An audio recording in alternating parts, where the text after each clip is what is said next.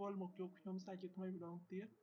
នៅពាក្យបច្ចេកទេសដែលយើងប្រើប្រាស់ក្នុងវិស័យសំណង់ជាភាសាចិនថ្ងៃនេះខ្ញុំនឹងបន្តប្រាំពាក្យទៅមុខទៀត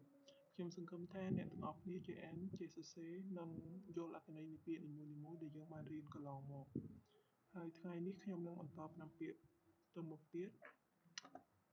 តោះយើងចាប់ផ្ដើមទាំងអស់គ្នាពាក្យទី1នោះគឺយើងអានថា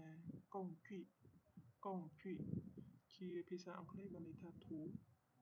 ឬក៏យើងប្រែជាភាសាខ្មែរបានន័យថាឧបករណ៍ជាងពាក្យបន្តមកទៀតយើងអានថាជាវសូជាឬក៏ម្យ៉ាងទៀតយើងអាចអានបានថាសឺកុងជាជាភាសាអង់គ្លេសបានន័យថា scaffolding ដែលប្រែជាភាសាខ្មែរមានន័យថារន្ទាពាក្យបន្តមកទៀតនោះយើងអាចអានបាន3របៀបយើងអាចអានបានថាវ៉ាហ្វាឬក៏ម្យ៉ាងទៀតយើងអាចអានបានថា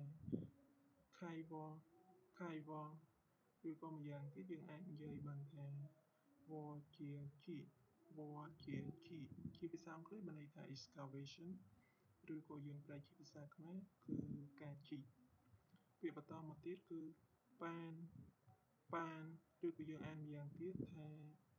មុប៉ានជាភាសាអង់គ្លេសបានន័យថា board ដែលយើងប្រែជាភាសាខ្មែរគឺក្តារពាក្យបន្តមកទៀតនោះយើងអានថារងឈីជាភាសាអង់គ្លេសមានន័យថា container ដែលយើងប្រែជាភាសាខ្មែរគឺ container ហ្នឹងហើយថ្ងៃនេះយើងរៀនតែ5ពាក្យហ្នឹងឯងសង្ឃឹមថាអ្នកទាំងអស់គ្នាយកទៅហ្វឹកហាត់អាន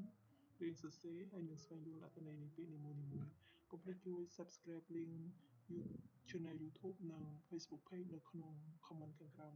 ផងអរគុណសម្រាប់ការតាមដានវីដេអូរបស់ខ្ញុំថ្ងៃនេះខ្ញុំសូមបញ្ចប់ត្រឹមតែប៉ុណ្្នឹងឯង and thank you for watching see you in the next video bye bye